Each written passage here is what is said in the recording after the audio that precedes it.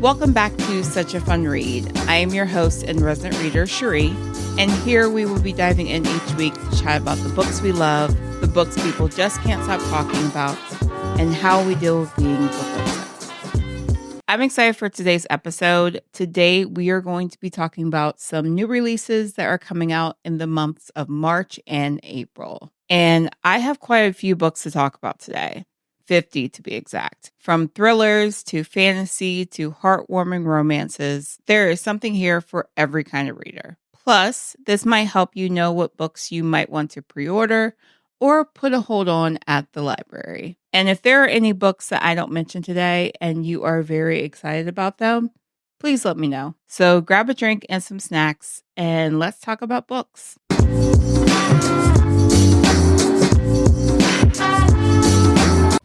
So we'll start with the fantasy releases first. First up, we have The Stricken by Morgan Shammy. And this releases on March 5th. Every day in Clara's world, a dark cloud descends upon her town. The storm comes like clockwork, erasing everyone's memories. Everyone except Clara. But after Clara's father mysteriously disappears, things change. The diviners, captive souls who feed off memories, come for her. With the help of a mysterious figure, Clara escapes the diviners and flees to Callum, a city in a parallel world where she hopes to find refuge. There, Clara discovers that she is a noble, one of the few people to have knowledge of both worlds, along with the ability to venture between the two. Forced to live the noble life, Clara goes to school with peers who want her dead. Meanwhile, a rare and dangerous power begins to stir inside of her, the power of death. And it grows until she's not sure if she can control it. When the diviners break through the city's defense and students begin to turn up brain dead, Clara must find a way to harness her newfound power in order to stop the attacks before the city and her mind is wiped clean. So this is like fantasy meets dark academia, and it sounds intriguing. Next, we have The Encanto's Daughter by Melissa de la Cruz, and that also releases on March 5th. MJ Rodriguez has spent her life hiding in the human world, keeping a heavy secret. She's a half Encanto. As the only child of King Vivencio of the Serena court, she's also next in line for the throne. And now, upon her estranged father's sudden death, MJ must claim her place as rightful heir. In wondrous Bergen, the road to the throne is paved with thorns. Without a reigning monarch, the realm has spiraled into disarray. MJ has to win over a backstabbing council that objects to a half-human ruler. And when it looks like her father's passing wasn't natural, but possibly inflicted by a curse, she must hunt down the sorceress behind this merciless magic. In a bind, MJ forges an unlikely alliance with the striking Sir Lucas of the feared Sigbin court, and soon she loses her heart to mysterious night. But with peril looming over Bergen, the princess must decide if she can both open herself to love and carry the weight of the crown. So this is a young adult romantic fantasy, and it's inspired by Filipino mythology. Next, we have Song of the Huntress by Lucy Holland, and this releases on March 19th. Britain, 60 AD. Hoping to save her lover, her land, and her people from the Romans, Herla makes a desperate pact with the king of the otherworld. But years pass unheeded in his realm, and she escapes to find everyone she loved long dead. Cursed to wield his blade, she becomes Lord of the Hunt, and for centuries she rides, leading her immortal warriors and reaping wanderers' souls. Until the night she meets a woman on a bloody battlefield, a Saxon queen with ice blue eyes. Queen Ethelberg of Wessex is a proven fighter. But when she leads her forces to a disaster in battle, her husband's court turns against her. Yet King Aine needs Ethel more than ever. Something dark and dangerous is at work in the Wessex court. His own brother seeks to usurp him, and their only hope is the magic in Aine's bloodline that's lain dormant since ancient days. The moment she and Ethel meet, Herla knows it's no coincidence. The dead kings are waking. The otherworld seeks to rise to bring the people of Britain under its dominion. And as Herla and Ethel grow closer, Herla must find her humanity and a way to break the curse before it's too late. So this author has put the story of Herla and the Wild Hunt into a rich feminist fantasy, telling a story of two great warriors, a war-torn land, and an ancient magic that is slowly awakening. Next, we have The Woods All Black by Lee Mandela, and this releases on March 19th. Leslie Bruin is assigned to the backwoods township of Spar Creek by the Frontier Nursing Service under its usual mandate: vaccinate the flock, birth babies, and weather the judgments of churchy locals who look at him and see a failed woman. Forged in the fires of the Western Front and reborn in the cafes of Paris, Leslie believes he can handle whatever is thrown at him. But Spar Creek holds a darkness beyond his nightmares. Something ugly festers within the local congregation, and its malice is focused on a young person they insist is an unruly tomboy who must be brought to heel. Violence is bubbling when Leslie arrives, ready to spill over, and he'll have to act fast if he intends to be of use. But the hills enfolding Spar Creek have a mind of their own, and the woods are haunted in ways Leslie does not understand. So The Woods All Black, it is equal parts historical horror, trans romance, and a blood-soaked revenge, and it's set in the 1920s Appalachia. It explores reproductive justice and bodily autonomy, the terrors of small-town religiosity, and the necessity to fighting tooth and claw to live as you truly are. Next, we have The Revenant Games by Margie Fuston. Blood is survival for 17-year-old Bly, who lives in the poverty-stricken human villages caught between enemy vampire and witch kingdoms. Most of the time, vampires and witches live in uneasy truce, buying human blood for their food and spells. But for 2 weeks a year, the ceasefire dissolves and they hold the Revenant Games. Any human can play in the games for either the witches or the vampires. Alongside life-changing riches, the witches will raise one person from the dead for whoever captures the highest-ranking vampire. In turn, the vampires offer immortality to whoever captures the most powerful witch. For most humans, the games are a ticket out of poverty. For Bly, it's a chance to get back her dead sister Elise and save the life of her dying best friend, Emerson. Together, she and Emerson forge a dangerous plan to play both sides and win both prizes: resurrection for Elise and immortality for Emerson. But when the vampire they capture stirs a passion in Bly that she hasn't felt in a long time, she'll have to make a choice: her sister or the boy who's shown her there's more to life than just survival. Next, we have The Blood Carver by Vanessa Lee, and this also releases on March 19th.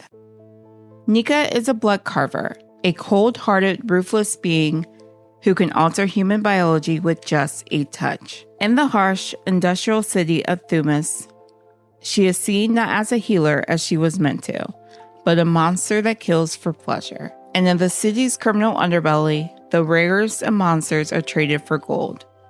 When Nika is finally caught by the infamous butchers, she's auctioned off to the highest bidder, a mysterious girl garbed in white. But this strange buyer doesn't want to use Nika as an assassin or a trophy piece. She intends to use Nika's blood carving to heal the last person who saw her father's killer. As Nika delves into the investigation amid Thumis' wealthiest and most powerful, all signs point to Vin Kochan, an alluring yet entitled physician's aide, intent on casting her out of his opulent world. But despite his relentless attempts to push her away, something inexplicable draws Nika to him. When she discovers Kochan is not who he claims to be, Nika must face a greater, more terrifying evil, turning her quest for justice into a fight for her life.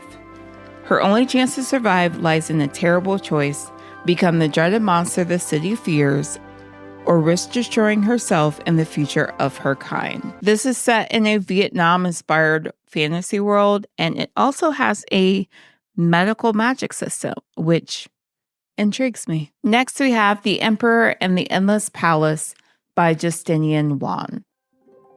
In 4 BCE, Playboy administrator Dong Xian catches the eye of Emperor. In 1740, innkeeper He Shishan is seduced by strange visitor Wan Julan. And at a circuit party in modern-day LA, pre-med student River ends up in the arms of aspiring artist Joey. Though seemingly disconnected, the couples are actually living one epic romance constantly repeated across 2 millennia. Soulmates in a sense, their romances are nevertheless doomed.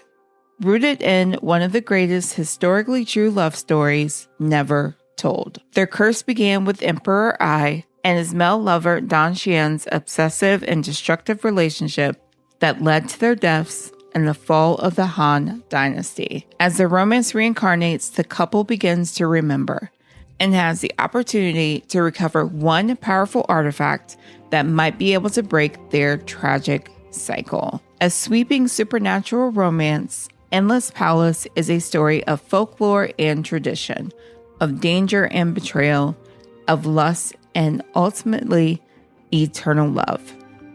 From ancient China to modern Los Angeles, it takes us on 3 distinct timelines that weave together into one shocking climax. Next, we have The Poisons We Drink by Bethany Baptiste, and this releases on March 26th. In a country divided by humans and witchers, Venus Stoneheart hustles as a brewer making illegal love potions to support her family. Love potions is a dangerous business. Brewing has painful, debilitating side effects, and getting caught means death or a prison sentence. But what Venus is most afraid of is the dark, sentient magic within her. Then an enemy's iron bullet kills her mother.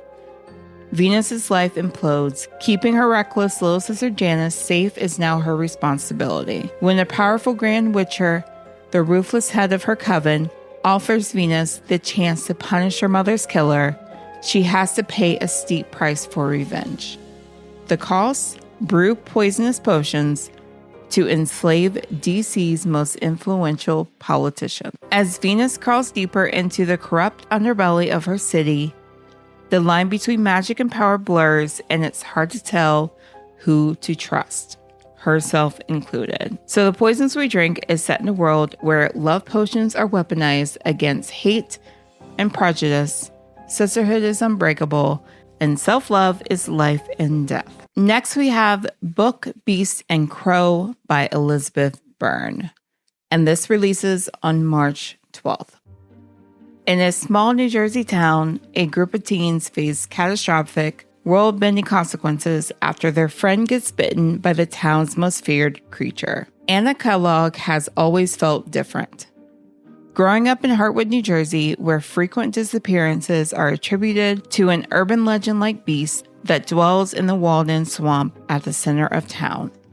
Since she was a child, she's been plagued by episodes where she sees things others can't. Feeling different is one thing, but actually being different is another.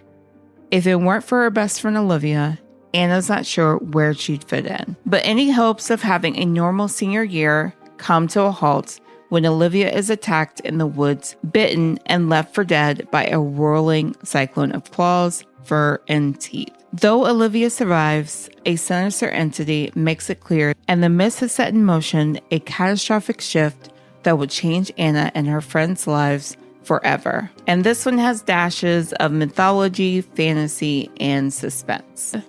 Next up, we have The Familiar by Leigh Bardugo, and this releases on April 9th. In a shabby house on a shabby street in the new capital of Madrid, Luzia Catado uses scraps of magic to get through her days of endless toil as a scullion. But when her scheming mistress discovers a lump of a servant cowering in the kitchen is actually hiding a talent for little miracles, she demands Luzia use those gifts to improve the family's social position. What begins as simple amusement for the nobility takes a perilous turn when Lucia garners the notice of Antonio Perez, the disgraced secretary to Spain's king. Still reeling from the defeat of his armada, the king is desperate for any advantage in the war against England's heretic queen, and Perez will stop at nothing to regain the king's favor. Determined to seize the one chance to better her fortunes, Lucia plunges into a world of seers and alchemists, holy men and hucksters, where the lines between magic, science, and fraud are never certain. But as her notoriety grows, so is the danger that her Jewish blood will doom her to the Inquisition's wrath. She will have to use every bit of her wit and will to survive, even if that means enlisting the help of Julian Santangelo, an embittered immortal familiar whose own secrets could prove deadly for them both. And I'm pretty sure this one is very highly anticipated by a lot of people since Leigh Bardugo is a very popular author. I'm pretty sure I'll pick it up at some point as well. And next up we have The Smoke That Thunders by Aru Kome. In this mesmerizing fantasy rooted in Yoruba and West African folklore, 16-year-old Nabari longs for a life away from her small traditional clan in Kokore. But as a rite of passage approaches and she is betrothed to an arrogant young man, Nabari feels her dreams slipping away from her. Then Nabari becomes bonded to a mysterious animal and begins having harrowing visions of a kidnapped boy. She soon meets Atai, the son of an oracle from a rival queendom, and learns that she is being guided by the gods. She and Atai, along with Nabari's eager-for-adventure cousin, Tumunor, set off across the continent to rescue the mysterious boy. But when they find him and find out his true identity, Nabari realizes there is more than just her freedom at stake. She must stop a war that has already been set in motion. With lush, unique world building and a dynamic cast of characters, The Smoke That Thunders is a gripping story of political intrigue, fierce love, and what it means to be free. Next up we have To Gaze Upon Wicked Gods by Molly X. Chan, and this releases on April 16th. Heroes die, cowards live. Daughter of a conquered world, Ruin hates the invaders who descended from the heavens long before she was born and defeated the magic of her people with technologies unlike anything her world has ever seen. Blessed by death, born with the ability to pull the life right out of mortal bodies, Ruin shouldn't have to fear these foreign invaders, but she does, especially because she wants to keep herself and her family safe. When Ruin's gift is discovered by an enemy prince, he offers her an impossible deal. If she becomes his private assassin and eliminates his political rivals, whose deaths he swore would be for the good of both the worlds and would protect her people from further brutalization, her family would never starve or suffer harm again. But to accept this bargain, she must use the powers she has always feared, powers that will shave years off of her own existence. Can Ruin trust this prince, whose promises of a better world make her heart ache and whose smiles make her heart beat faster? Are the evils of this agreement really in the service of a much greater good? Or will she betray her entire nation by protecting those she loves the most? Next up, we have Dragon Rider by Taryn Mathereau, and this releases on April 23rd. Can an orphan captain learn the secrets of the Dragon Riders to stand up and avenge his people? Jai lives as a royal hostage in the Sabine court. Ever since his father Rowan, leader of the Stepfolk, led a failed rebellion and was executed by the very emperor Jai now serves. When the emperor's son and heir is betrothed to Princess Erica of the neighboring Dansk kingdom, she brings with her a dowry, dragons. Endemic to the northern nation, these powerful beasts come in several forms, but mystery surrounds them. Only Dansk royalty know the secret to soul bonding with these dangerous beasts to draw on their power and strength. This marriage and the alliance that forms will change that, but conspirators lurk in the shadows, and soon the Sabine court is in chaos. With his life in danger, Jai uses the opportunity to escape with the Dansk handmaiden, Frida, and a stolen hatching. and a stolen hatchling. Hunted at every turn, he must learn to cultivate magic and become a soul-bound warrior if he has any chance of finding safety, seizing his destiny, and seeking his revenge. It is the first in a new trilogy, and it's all about dragons, so I'll probably pick it up. And the last one in fantasy we have is A Letter to the Luminous Deep by Sylvie Catherall. And this releases on April 23rd. A beautiful discovery outside the window of her underwater home prompts the reclusive E to begin a correspondence with renowned scholar Henry Seal. The letters they share are filled with passion, at first for her mutual interests, and then inevitably for each other. Together they uncover a mystery from the unknown depths, destined to transform the underwater world they both equally fear and love. But by no mere coincidence, a sea quake destroys E's home, and she and Henry vanish. A year later, E's sister Sophie and Henry's brother Viren are left to solve the mystery, piecing together the letters, sketches, and field notes left behind, and learn what their siblings' disappearance might mean for life as they know it. This is a fantasy with an underwater world. There's magical academia, a pen pal romance. Definitely sounds like something I like to read in the springtime. Okay, now let's move on to some romance releases. You might be surprised I'm adding some romance releases here because romance isn't typically a genre, but lately I've been in the mood to read some romance. So I figured I might as well look up to see what romances are coming out. So let's get into some romances releasing in the months of March and April. First one we have is Kilt Trip by Alexandra Kiley, and this releases on March 5th. Addie McCrae has always followed her wanderlust. As a travel consultant, she turns struggling businesses into world-class tour groups. Her job comes with the perk of jet-setting around the globe, which means never being in one place for too long, just the way she likes it. Since her mom passed away 10 years ago, and her father never stopped grieving, no place has felt like home anyway. But when she's sent on assignment to help a family-run tour group in Scotland, the one place she swore she'd never go, Addie has to shed her emotional baggage and turn on the professional charm. Logan Sutherland's family business is operating just fine, thank you very much. The heart of the Highlands was never meant to make the family rich, rather to teach sightseers to appreciate the beauty of Scotland's hidden gems, which are more captivating than any tourist trap. The last thing Logan wants is some American expert pushing Outlander-themed tours and perpetrating myths about the Loch Ness Monster. And for a travel consultant, Addie oddly doesn't seem interested in learning about the land Logan loves. Equally put off by each other, the new colleagues clash on every company decision. Then Logan discovers Addie does have a personal connection to Scotland.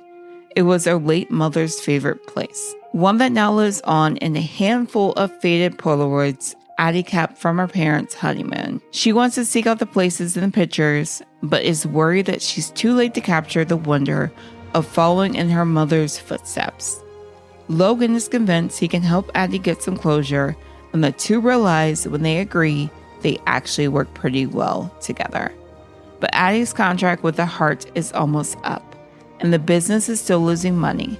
They can't afford distractions, but there's no denying the intense chemistry between Addie and Logan. Besides, how can Addie do her job properly if she hasn't explored all Scotland has to offer? Next up we have This Could Be Us by Kennedy Ryan. This also releases on March 5th. Soledad Barnes has her life all planned out. Because, of course she does. She plans, she designs everything. She fixes everything. She's a domestic goddess who's never met a party she couldn't host or a charge she couldn't lead.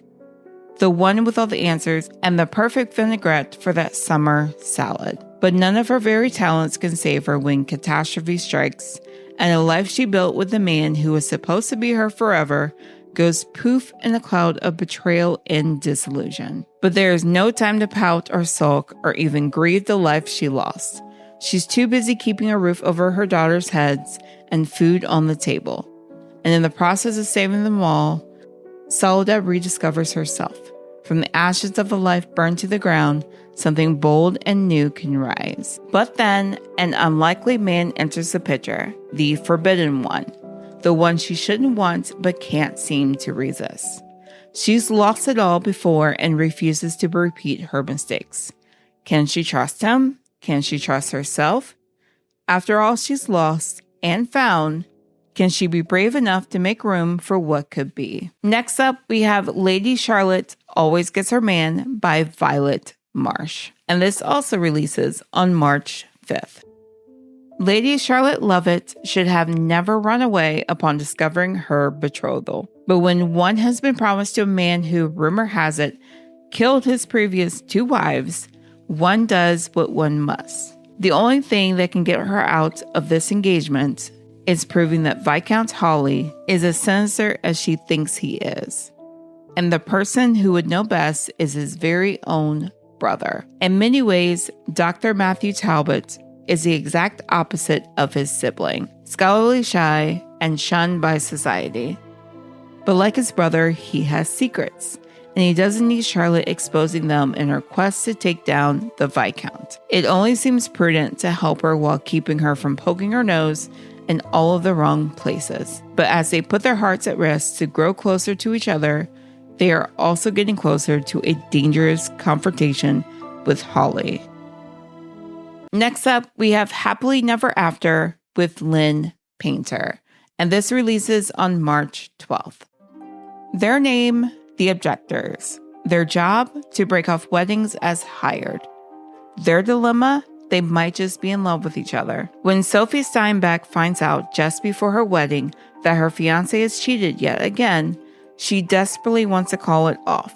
But because her future father-in-law is her dad's cutthroat boss, she doesn't want to be the one to do it.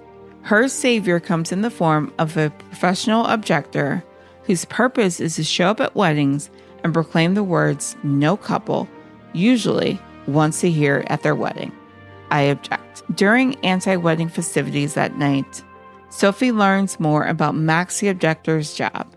It makes perfect sense to her. He saves people from wasting their lives, from hurting each other. He's a modern-day hero, and Sophie wants in. Max and Sophie start working together. The two love cynics going from wedding to wedding, and she's having more fun than she's had in ages. Sophie looks forward to every nerve-wracking ceremony where she gets to save the lovesick souls of the betrothed masses. As they spend more time together, however, they realize their physical chemistry is off the charts, leading them to dabble in a little hookup session or 2. But it's totally fine because they definitely do not have feelings for each other. Love doesn't exist after all. And then everything changes. A groom-to-be hires Sophie to object, but his fiancée is a woman who broke Max's heart.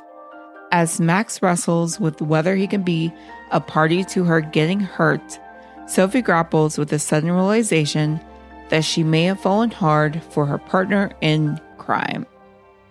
Next up, we have Flirty Little Secrets by Jessica LePay, and this releases on March 19th. School counselor Lucy Galindo has a secret. To her coworkers, friends, and even family, she's shy, sweet, and constantly struggling to hold off disaster. Red, manage her anxiety and depression. But online, she's bold, confident, and always knows what to say. It's how she's become the wildly popular The Misguided Counselor. It's also why she keeps her identity anonymous. Her followers would never trust the real Lucy with their problems. History teacher Aldrich Fletcher thought a new job would give him some relief from his drama-filled family. Instead, he's dodging his ex-girlfriend and pining over his new coworker, who only ever seems to see him at his worst. Thankfully, he can count on his online confidant for advice, until he discovers the misguided counselor is Lucy. Now Fletcher has a secret too, and while Lucy can't deny there's something between them, she's not sure she can trust him. Can they both find the courage to share the truth and step out from behind their screens. This is being billed as a You've Got Mail meets Abbott Elementary, and I love both of those, so I'm gonna have to pick this one up. Next up, we have The Wedding Issues by Elle Evans, and that is being released on April 2nd. Olivia Liv Fitzgerald's life is on ambition autopilot. The soon-to-be lawyer has her life plan set and can talk anyone into anything. Well, almost anything. When her scheming aunt throws her cousin Callie into a competition for Southern Charms cover alongside Liv's best friend, Leighton, all hell breaks loose. To save the day, Liv only has to A. Secure the Southern Charm cover for Leighton. B. Keep Aunt Charlotte happy and keep Callie's wedding running smoothly. C. Finish her final year of law school and nab a coveted NYC big law job. And D. Win over the guy of her dreams. Easy, right? From engagement parties to rehearsal dinners, Liv will be balancing her schemes, dreams, and double maid of honor duties. Next up, we have Just for the Summer by Abby Jimenez, and this releases on April 2nd. Justin has a curse, and thanks to a Reddit thread, it's now all over the internet. Every woman he dates goes on to find their soulmate the second they break up. When a woman slides into his DMs with the same problem, they come up with a plan. They'll date each other and break up. Their curses will cancel each other's outs, and they'll both go on to find the love of their lives. It's a bonkers idea, and it just might work. Emma had a plan that her next assignment as a traveling nurse would be in Minnesota. But she and her best friend agree that dating Justin is too good of an opportunity to pass up, especially when they get to rent an adorable cottage on a private island on Lake Minnetonka. It's supposed to be a quick fling just for the summer, but when Emma's toxic mother shows up and Justin has to assume guardianship of his 3 siblings, they're suddenly navigating a lot more than they expected, including catching real feelings for each other. What if this time, fate has actually brought the perfect pair together? I actually read one of Abby Jimenez's books this year. I believe it was Part of Your World. I do own yours truly as well. And I'm curious if this is set in the same world as those two. Next up, we have Bloodlines by Jen Alexander. And this releases on April 9th. Still reeling from the unexpected loss of her parents, Edie McLean doesn't have time to grieve. She's a 4th-generation owner of the McLean family coffee shop, her family's legacy. Unfortunately, this legacy is littered with decades worth of bad business, regrettable purchases, and massive debt. The McLean family motto was always that good coffee is in our blood, but the shop has become an eyesore, and its small little customer base isn't enough to keep it afloat. And if Edie doesn't find a way to turn business around quickly, the family's legacy will end with her. As Edie tries to pull all the pieces of her life together, she finds herself drawn to an alluring night shift nurse who stops by for coffee every evening after sunset, while contending with a quirky new roommate who sleeps in an honest-to-God coffin.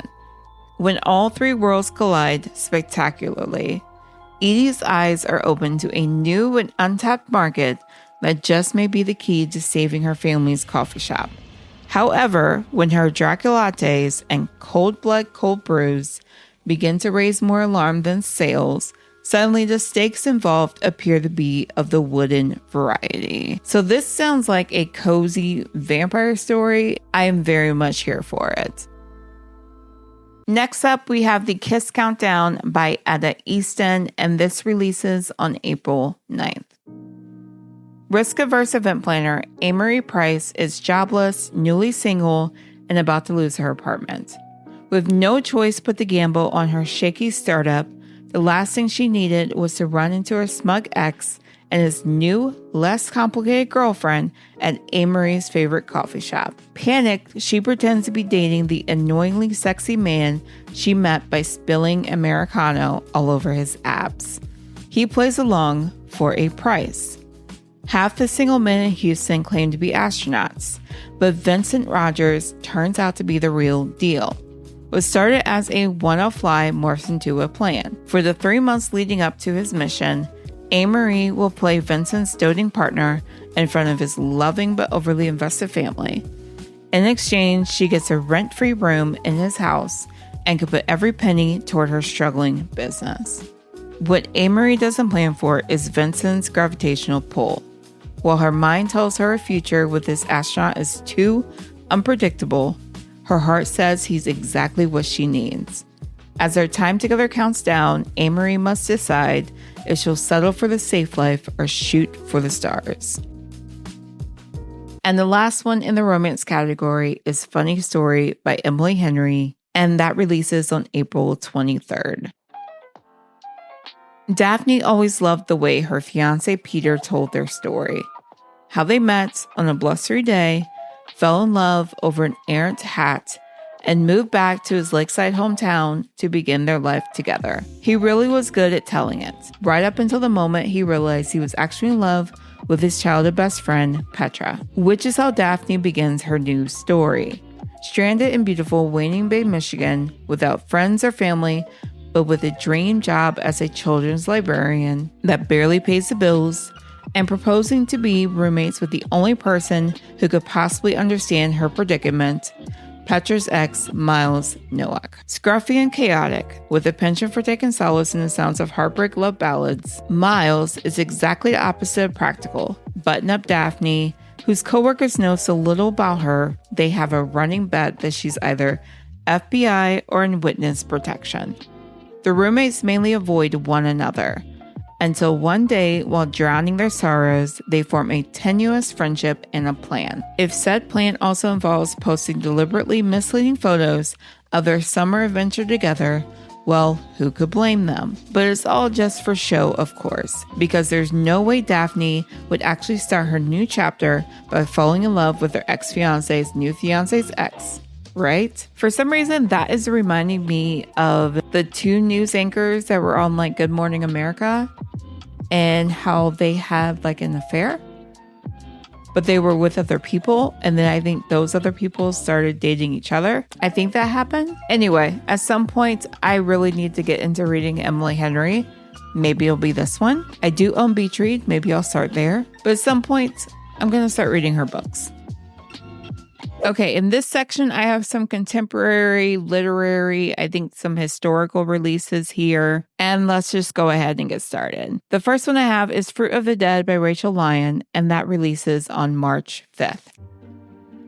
This seems to be a contemporary reimagining of the myth of Persephone and Demeter, set over the course of one summer on a lush private island. Camp counselor Corey Ansel, 18 and aimless, afraid to face her high-strung single mother in New York, is no longer sure where home is when the father of one of her campers offers an alternative. The CEO of a Fortune 500 pharmaceutical company, Rollo Picasso, is a middle-aged divorce magnate. He is also intoxicated by Corey.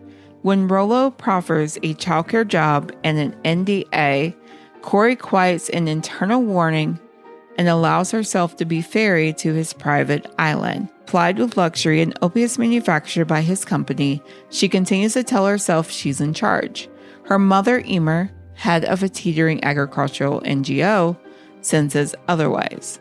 With her daughter seemingly advantaged, Emer crosses land and sea to help a cry for help she alone is convinced she hears. Alternating between the two women's perspectives, Fruit of the Dead incorporates its mythic inspiration with a light touch and devastating precision.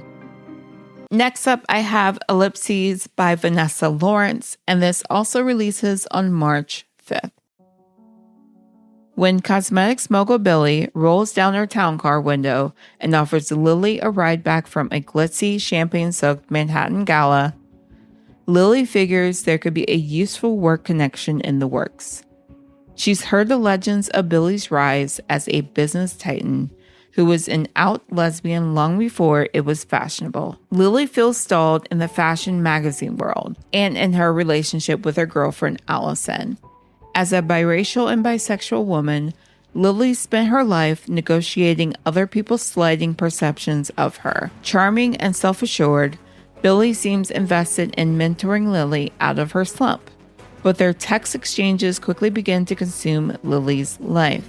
She's always trapped in an ellipses, waiting for 3 gray dots to bloom into a new message from Billy. As she navigates high society galas, smoky cocktail lounges, and conference rooms rife with microaggressions, all with one eye on her phone, Lily must ultimately work out not only what it is she really wants, but also how to take it for herself. Next up, we have Great Expectations by Vincent Cunningham, and this releases on March 12th. A historic presidential campaign changes the trajectory of a young Black man's life. I'd seen the senator speak a few times before my life got caught up, however distantly, with his, but the first time I can remember paying real attention was when he delivered the speech announcing his run for the presidency. When David first hears the senator from Illinois speak, he feels deep ambivalence. Intrigued by the senator's idealistic rhetoric, David also wonders how he'll balance the fervent belief and inevitable compromises it will take to become the United States' first Black president. Great Expectations is about David's 18 months working for the senator's presidential campaign. Along the way, David meets a myriad of people who raise a set of questions. Questions of history, art, race, religion, and fatherhood that force David to look at his own life anew and come to terms with his identity as a young Black man and father in America. Meditating on politics and politicians, religion and preachers, fathers and family, Great Expectations is both an emotional, resonant coming-of-age story and a rich novel of ideas marking the arrival of a major new writer. Next, we have Dominoes by Phoebe McIntosh, and this releases on March 12th. Dominoes opens in London, 29 days before the wedding of a young couple. Layla is a mixed-race woman with a Black Jamaican mother and a white father she's never met. And Andy is a white man of Scottish descent. When they first meet at a party, they can't believe how instant their chemistry is. Layla's best friend Sarah isn't so sure about Andy or the fact that her best friend is engaged to marry a white man. As Layla's wedding day approaches, Sarah prompts her friend to research her heritage more, and in the process, Layla makes a shocking discovery. It's not just possible, but extremely likely that Andy's ancestors enslaved Layla's in Jamaica, and that the money from that enslavement helped build his family's wealth. What seemed like a fairy tale romance is suddenly derailed as Layla begins to uncover parts of her history and identity that she never could have imagined, or had simply learned to ignore. The process takes her to Jamaica for the first time, where she uncovers truths about her family's history that will change the way she thinks about herself and her future. As the clock ticks down to her wedding, 4 days, 3 days, 2 days, Layla must make a decision: commit to the man she loves or expose a shameful history that has gone unspoken for far too long. Next up, we have Mother Doll by Katya Apakina, and this releases on March 12th. Xenia is adrift in Los Angeles, pregnant with a baby her husband doesn't want, while her Russian grandmother and favorite person in the world is dying on the opposite coast. She's deeply disconnected from herself and her desires when she gets a strange call from Paul, a psychic medium who usually specializes in channeling dead pets.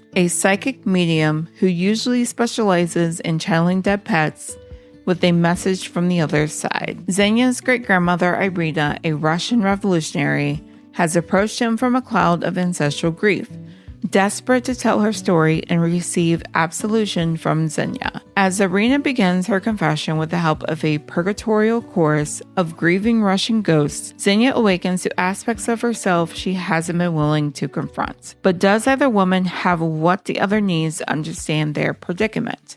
Or will Irina be stuck in limbo, with Xenia plagued by her ancestral trauma and her children after her? Next up, we have The Day Tripper by James Goodhand, and this releases on March 19th. It's 1995 and Alex Dean has it all. A spot at Cambridge University next year, the love of an amazing woman, and all the time in the world ahead of him. That is until a run-in with a former childhood bully sees him bruised and bloody and almost drowning in the Thames. He wakes the next day only to find he's in a room he's never seen before, in clothes he doesn't recognize, with no idea of how he got here. A glimpse in the mirror tells him he's older, much older, and has been living a rather hard life, his features ravaged by time and poor decisions. He snatches a newspaper and finds it's 2010, 15 years since that night by the river.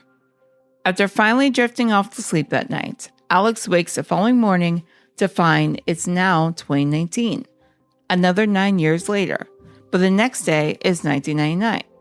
Never knowing which day is coming, he begins to piece together what happens in his life after that fateful night by the river. But what exactly is going on? Why does his life look nothing like he thought it would? And can he change it? Alex must push against the heavy headwind of fate, however impossible that might feel, and learn that small actions have untold impact and might be all he needs to save himself and the people he loves most. Next up, we have Rainbow Black by Maggie Thrash, and this releases on March 19th.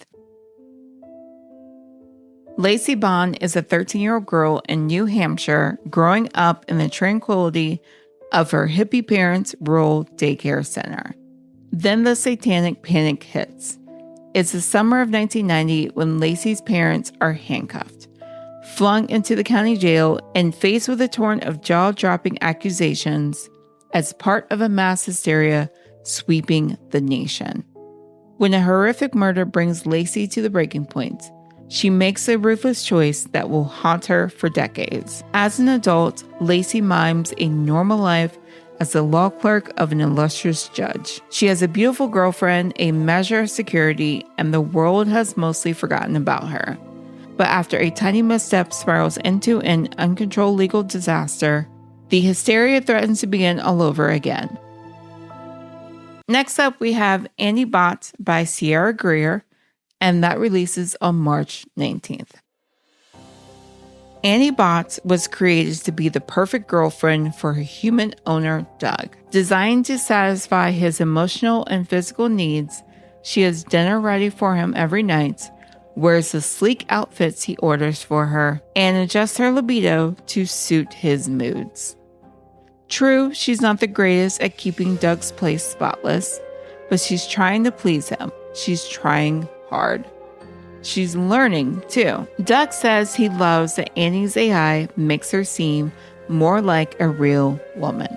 So Annie explores human traits such as curiosity, secrecy, and longing. But becoming more human also means becoming less perfect. And as Annie's relationship with Doug grows more intricate and difficult, she starts to wonder, does Doug really desire what he says he wants? And in such an impossible paradox, what does Annie owe herself? Interesting. Next up, we have Glorious Exploits by Ferdia Lennon, and this comes out on March 26th. The Syracusans have figured out what to do with the surviving Athenians, who have the gall to invade their city. They've herded the sorry prisoners of war into a rock quarry and left them to rot. Looking for a way to pass the time, Lampo and Gellin, two unemployed potters with a soft spot poetry and drink, head down into the quarry to feed the Athenians, if, and only if, they can manage a few choice lines from their great playwright, Euripides. Before long, the two mates hatch a plan to direct a full-blown production of Medea. After all, you can hate the people but love their art. But as opening night approaches, what started as a lark quickly sets in motion a series of extraordinary events, and our wayward heroes begin to realize that staging a play can be as dangerous as fighting a war, with all sorts of risk to life, limb, and friendship. And the last one in this category is A Great Country by Shobhi Somaya Gowda. and this one releases on March 26. Pacific Hills, California. Gated communities, ocean views, well-attended serene pools, and now the new home of the Shaw family. For the Shaw parents who came to America 20 years earlier with little more than an education and their new marriage, this move represents the culmination of years of hard work and dreaming. For their children, born and raised in America, success is not so simple. For the most part, these differences among the 5 members of the Shaw family are minor irritants. Arguments between parents and children, older and younger siblings, but one Saturday night, the 12-year-old son is arrested. The fallout from that event will shake each family member's perception of themselves as individuals, as community members, as Americans, and will lead each to consider, how do we define success? At what cost comes ambition? And what is our role and responsibility in the cultural mosaic of modern America? Okay, hope you're still with me. We are going on to the category of thrillers and horror. The first one I have is Where Sleeping Girls Lie by Farida Abiki Iamadi, and this releases on March 19th. It's like I keep stumbling into a dark room, searching for the switch to make things bright again. Sade Hussein is starting her 3rd year of high school, this time at the prestigious Alfred Nobel Academy boarding school, after being homeschooled all her life. Misfortune has been a constant companion all her life, but even Sade doesn't expect her new roommate Elizabeth to disappear after Sade's first night, or for people to think she has something to do with it. With rumor of the girls collectively known as the Unholy Trinity, and they bring her into their fold. Between learning more about them, especially Persephone, who Sade is inexplicably drawn to, and playing catch-up in class, Sade already has so much on her plate. But when it seems people don't care enough about what happened to Elizabeth to really investigate, it's up to she and Elizabeth's best friend to solve it. And then a student is found dead. As they keep trying to figure out what's going on, Sade realizes there's more to Alfred Nobel Academy and its students than she thought. Secrets lurk around every corner and beneath every surface, secrets that rival even her own. Next up, we have Murder Road by Simone St. James, and this releases on March 5th. July 1995. April and Eddie have taken a wrong turn. They're looking for a small resort town where they plan to spend their honeymoon. When they spot what appears to be a lone hitchhiker along the deserted road, they stop to help. But not long after the hitchhiker gets into their car, they see the blood seeping from her jacket and a truck barreling down Atticus Line after them. When the hitchhiker dies at the local hospital, April and Eddie find themselves in the crosshairs of the Cold Lake Falls police. Unexplained murders have been happening along Atticus Line for years, and the cops finally have 2 witnesses who easily become their only suspects. As April and Eddie start to dig into the history of the town and that horrible stretch of road to clear their names, they soon learn that there is something supernatural at work, something that can not only tear the town and its dark secrets apart, but take April and Eddie down with it all. Next up, we have Panic by Luke Jennings, and this releases on March 12th. Escaping online is easy. In real life, it won't be so simple. Jaleesa, Kai, Ilya, and Danny are online best friends and superfans of the hit TV show City of Night. Fantasizing about the show in their chat room, they find an escape from their troubled small-town lives. Everything changes when Chloe, makeup artist of the show's star Alice Temple, enters the chat. When Chloe tells them Alice is in danger, the 4 resolve to save her and make their way to California, but fantasy is quickly overtaken by reality. Alice's troubles, they discover, will shine the spotlight on all of them, and not in a good way. On the run across the American South with one of the most famous actresses in the world, The fans must evade the police, the Russian mafia, and the Legion, an absurd but terrifying new far-right movement. Can they keep running for long enough to uncover the truth about Alice and discover themselves in the process? Next up, we have Kill for Me, Kill for You by Steve Kavanaugh, and that is being released on March 19th. One dark evening in New York City's Upper West Side, two strangers meet by chance. Over drinks, Amanda and Wendy realize they have much in common, especially loneliness and an intense desire for revenge against the men who destroyed their families. As they talk into the night, they come up with the perfect plan. If you kill for me, I'll kill for you. In another part of the city, Ruth is home alone when the beautiful brownstone she shares with her husband Scott is invaded. She's attacked by a man with piercing blue eyes who disappears into the night. Will she ever be able to feel safe again when the blue-eyed stranger is out there? It says that this one is for fans of The Silent Patient and Gone Girl. It's a razor-sharp and Hitchcock-inspired psychological thriller about two ordinary women who make a dangerous pact to take revenge for each other after being pushed to the brink.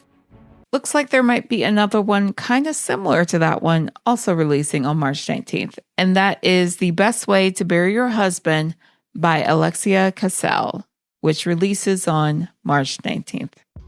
It is a dark comedy about four women coming together to heal the damage their husbands have done and hide their bodies once they've killed them. What is going on? When Sally kills her husband with a cast iron skillet, she's more fearful of losing her kids than of disposing of a fresh corpse. That just wouldn't be fair. Not after 20 years of marriage to a truly terrible man. But Sally isn't the only woman in town reaching the brink. Soon, Sally finds herself leading an extremely unusual self-help group, and among them there are four bodies to hide. Can they all figure out the perfect way to bury their husbands and get away with it? First to join is former nurse Ruth, who met her husband as a single mom.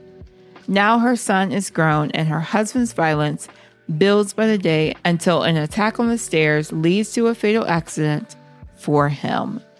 A few doors down, Samira's last straw comes when she discovers her husband is planning a campaign of violence against her eldest daughter, who has just come out. Janie, Sally's best friend, has just had her first child at 42. Sleep deprived, Janie needs a hero to slay the monster in the fairy tales she whispers to her daughter each night. And as her husband's violence escalates, it might just be her. Together fueled by righteous anger, but tempered by a moral core, the four women must help each other work out a plan to get rid of their husbands for good.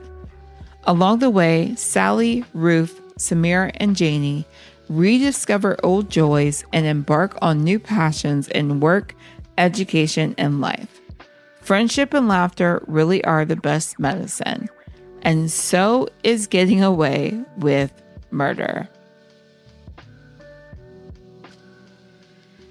Next up, we have Dead Girls Walking by Sam Ellis, and this releases on March 26th.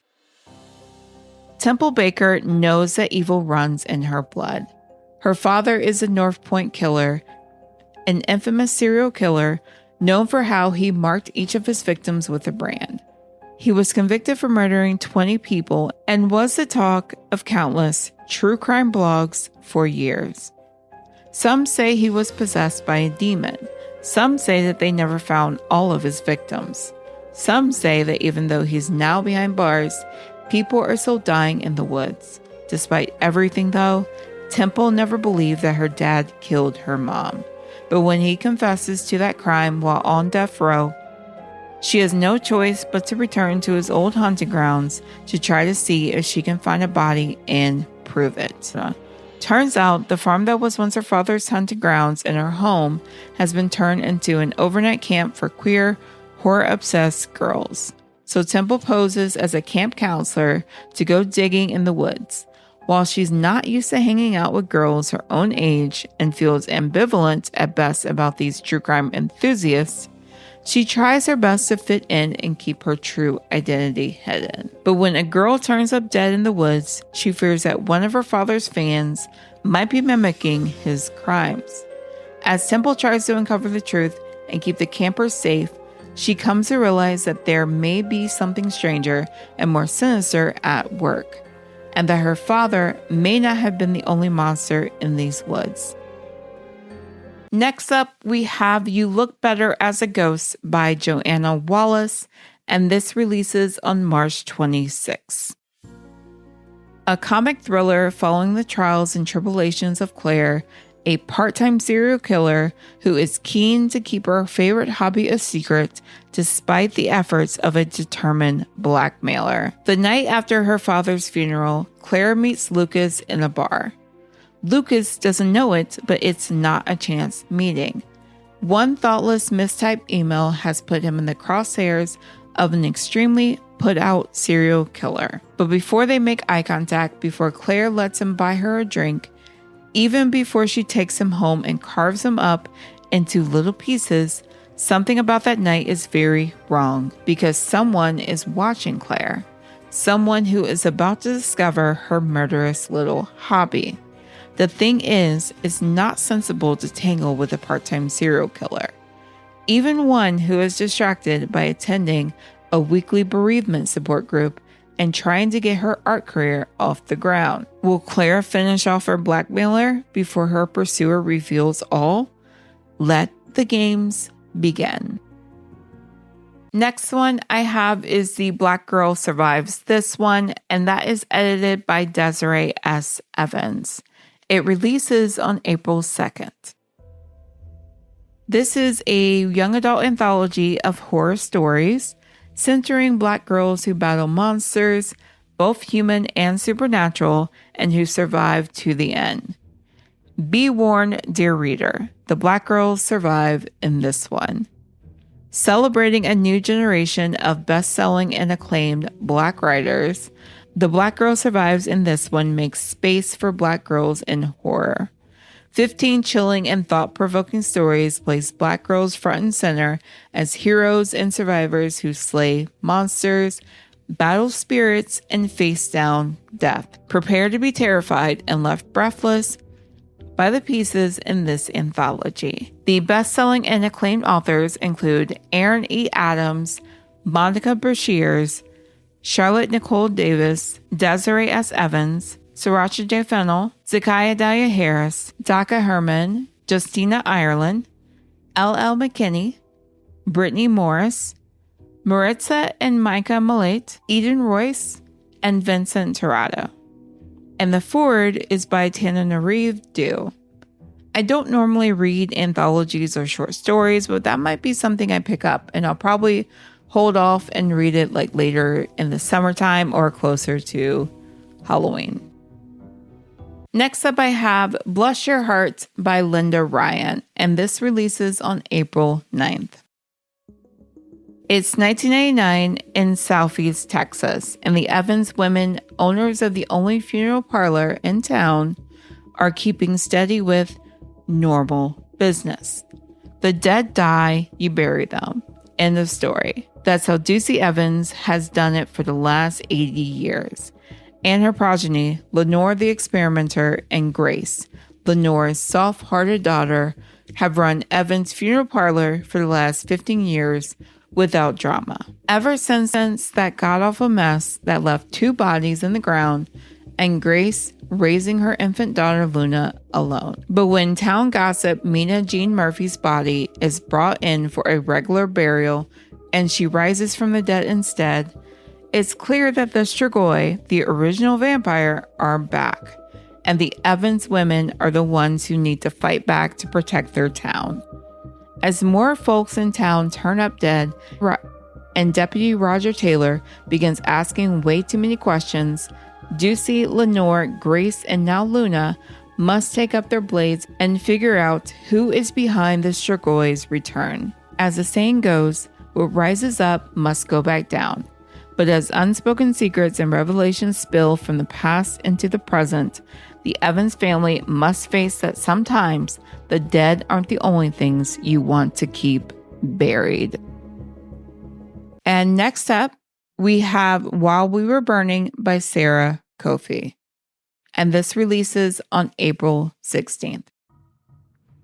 After her best friend's mysterious death, Elizabeth Smith's picture-perfect life in the Memphis suburbs has spiraled out of control. So much so that she hires a personal assistant to keep her on track. Composed and elegant, Brianna is exactly who she needs and slides so neatly into Elizabeth's life, almost like she belonged there from the start.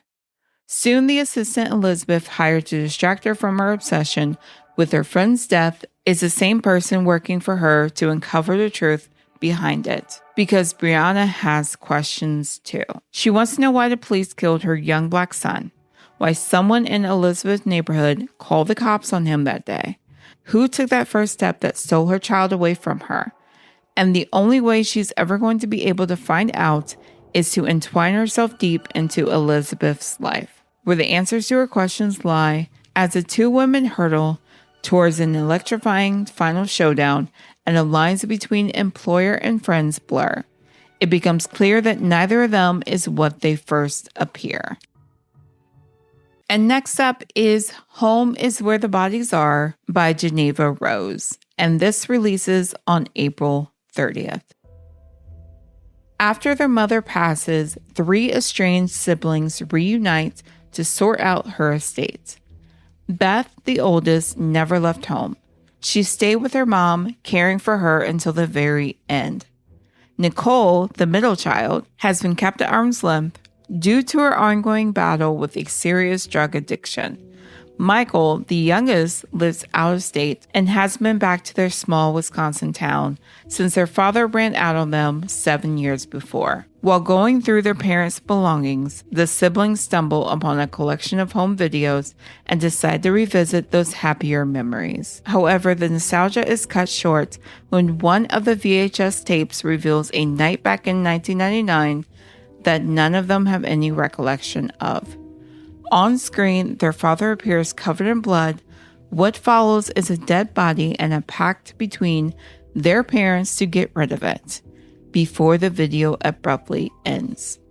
Beth, Nicole, and Michael must now decide whether to leave the past in the past or uncover the dark secret their mother took to her grave. And this one has a pretty cool cover. It's a VHS tape.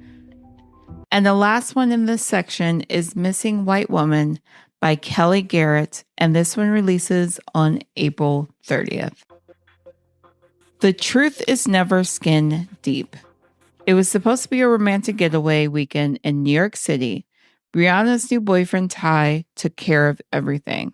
The train tickets, the dinner reservations, the rented 4-story luxury row house in Jersey City with a beautiful view of the Manhattan skyline. But when Bree comes downstairs the final morning, she's shocked. There's a stranger laying dead in the foyer, and Ty is nowhere to be found. A black woman alone in a new city, Bree is stranded and out of her depth, especially when it becomes clear the dead woman is none other than Janelle Beckett, the missing woman the entire internet has become obsessed with. There's only one person Bree can turn to, her ex-best friend, a lawyer with whom she shares a very complicated past. As the police and the social media mob close in, all looking for #Justice for Janelle, Bree realizes that the only way she can help Ty or herself is to figure out what really happened that last night. But when people only see what they want to see, can she uncover the truth hiding in plain sight? And the last section is science fiction. And first up is Floating Hotel by Grace Curtis. And this releases on March 19th. Welcome to the Grand Abina Hotel, home of the finest food, the sweetest service, and the very best views the galaxy has to offer. All year round, it moves from planet to planet, system to system, pampering guests across the furthest reaches of the Milky Way. the last word in suborbital luxury, and an absolute magnet for intrigue. Intrigue such as, why are there love poems in the lobby inbox? How many Imperial spies are currently on board? What is the true purpose of the Problem Solvers Conference? And perhaps most pertinently, who is driving the ship? Each guest has a secret. Every member of staff, a universe unto themselves. At the center of these interweaving lives and interlocking mysteries stands Carl, one-time stowaway, longtime manager, devoted caretaker to the hotel. It's the love of his life and the only place he's ever called home.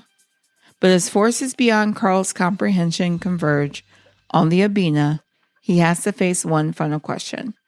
When is it time to let go?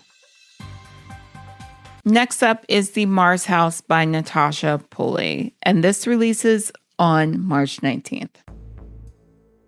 In the wake of an environmental catastrophe, January, once a principal in London's Royal Ballet, has become a refugee in Tharsis, the terraformed colony on Mars. There, January's life is dictated by his status as an Earthstronger, a person whose body is not adjusted to lower gravity and so poses a danger to those born on or naturalized to Mars. January's job choices, housing, and even transportation are dictated by this second-class status. And now a xenophobic politician named Aubrey Gale is running on a platform that would make it all worse. Gale wants all Earthstrongers to naturalize, a process that is always disabling and sometimes deadly. When Gale chooses January for an on-the-spot press junket interview that goes horribly awry, January's life is thrown into chaos.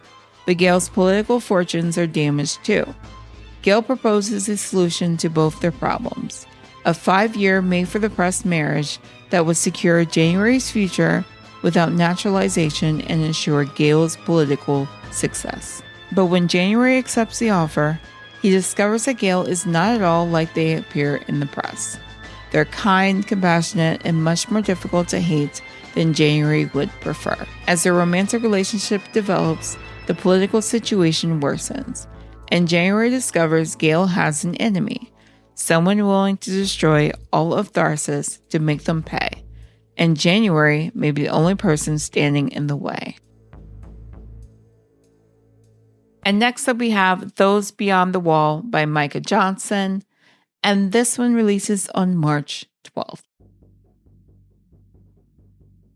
Scales is the best at what she does. She is an enforcer who keeps the peace in Ashtown, a rough, climate-ravaged desert town. But that fragile peace is fractured when a woman is mangled and killed within Ash's borders.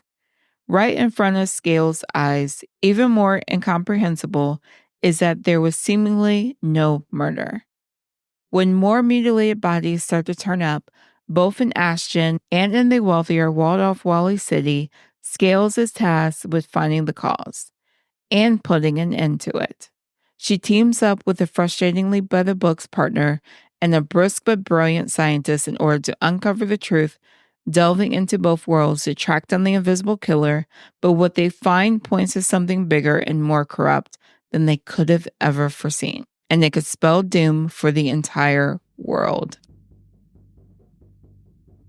And the last one I have is Mal Goes to War by Edward Ashton, and this releases on April 9th. The humans are fighting again. Go figure. As a free AI, Mal finds a war between the modded and augmented Federals and the puritanical humanists about as interesting as a battle between rival anthils. He's not above scouting the battlefield for salvage, though, and when the humanists abruptly cut off access to infospace, he finds himself trapped in the body of a cyborg mercenary and responsible for the safety of the modded girl she died protecting. And that's all I have for today. I hope you were able to hear about some books you are now excited to read. I know there are quite a few that I didn't know about, and I am more excited to take a look at some point this year. But thank you so much for tuning into this week's episode of Such a Fun Read. I really hope you enjoyed our talk about all of these new releases. And definitely let me know your thoughts. Let me know what books you're excited about that I talked about, or what books you're excited about that I didn't talk about, because I know there were quite a few. Also, don't forget to rate us 5 stars on your favorite podcast app. It really does help the show. And if you're watching this on YouTube, don't forget to like and subscribe to the channel so that you don't miss a future episode. Thanks again, and I will talk to you all again next week. Happy reading!